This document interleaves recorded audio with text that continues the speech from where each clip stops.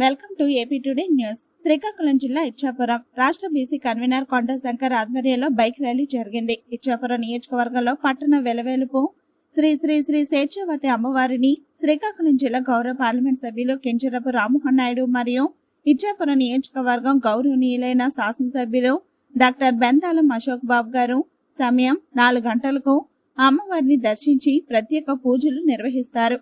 అనంతరం రాష్ట్ర తెలుగుదేశం పార్టీ పిలుపు మేరకు జై హో బీసీ అనే కార్యక్రమం ద్వారా అక్కడి నుంచి మోటార్ సైకిళ్లలో ర్యాలీగా బయలుదేరి ఇచ్చాపురం బస్టాండ్ ఆవరణకు చేరుకుంటారు.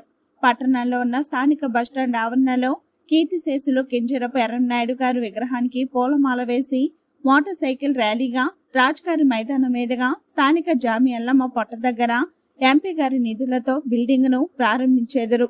అనంతరం బెల్లిపడ మీదుగా స్థానిక హైవే పక్కన తెలుగుదేశం పార్టీ కార్యాలయానికి చేరుకుందరు. అనంతరం బహిరంగ సభ మరియు చేర్పులు జరుగును. కావున ఇచ్చాపురం నియోజకవర్గం తెలుగుదేశం పార్టీ కుటుంబ సభ్యులు మరియు వివిధ హోదాల్లో ఉన్న పార్టీ ప్రతినిధులు పాల్గొన్నారు.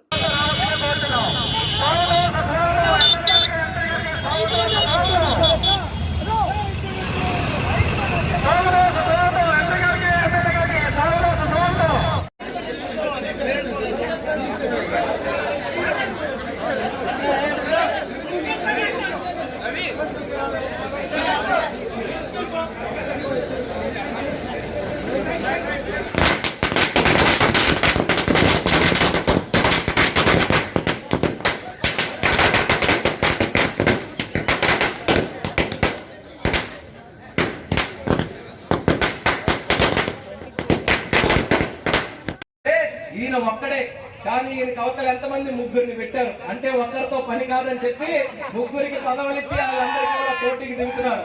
ముగ్గురికి కాదు, 100 మంది కాదు, 1000 మందికి పదవులు ఇచ్చినా సరే ఇచ్చాపురంలో తెలుగుదేశం పార్టీని ఓడించే దమ్ము ఏ ఒక్కరికి కూడా లేదని తెలియజేస్తున్నారు.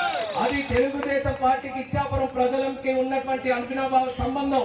ఆ సంబంధం ఇప్పుడు 82లోనే ఏర్పడింది. ఎన్టీఆర్ గారితో మొదలై చంద్రబాబు నాయుడు గారితో కొనసాగించి ఈ రోజు నేటికి నారా లోకేష్ గారిని కూడా ఈ రోజు ముందుకు నడిపించడానికి ఇచ్చాపురం ఎల్లప్పుడూ కూడా మేము సిద్ధంగా ఉంటామన్నటువంటి నియోజకవర్గంలో తెలుగుదేశం పార్టీ ఖచ్చితంగా గెలుస్తుందని కూడా తెలియజేస్తున్నాను. ఇక తెలుగుదేశం పార్టీ గెలిచిన తర్వాత చంద్రబాబు నాయుడు గారు మరిన్ని హామీలు మీ అందరికీ కూడా ఇస్తున్నారు. ఎందుకనంటే ఈ మాయలోళ్ళందరూ కూడా మళ్ళీ ఎలక్షన్ల ముందుకు వచ్చి చంద్రబాబు నాయుడు గారు మళ్ళీ గెలిస్తే మీ పథకాలన్నీ కూడా కట్ చేస్తారని మాయ మాటలు మళ్ళీ చెప్తున్నారు. అందుకని మీరందరూ కూడా గుర్తుపెట్టుకోవాలి, చంద్రబాబు నాయుడు గారు అంటే సంక్షేమం, చంద్రబాబు నాయుడు గారు అంటే అభివృద్ధి. అందరినీ కూడా సరి సమానంగా అభివృద్ధి చేసి సంక్షేమం ఇస్తూ పేదవాడిని కూడా రారాజులాగా చేసేటటువంటి ఏకైక వ్యక్తి మన చంద్రబాబు నాయుడు గారు అంటే మీ అందరికీ గుర్తు చేస్తున్నారు. వీళ్ళు ఇచ్చినటువంటి పథకాలే కాదు, వీళ్ళు ఇచ్చిన పథకాలకి మరిన్ని పథకాలు కూడా చంద్రబాబు నాయుడు గారు మీరు అందరికీ కూడా ఇస్తారు.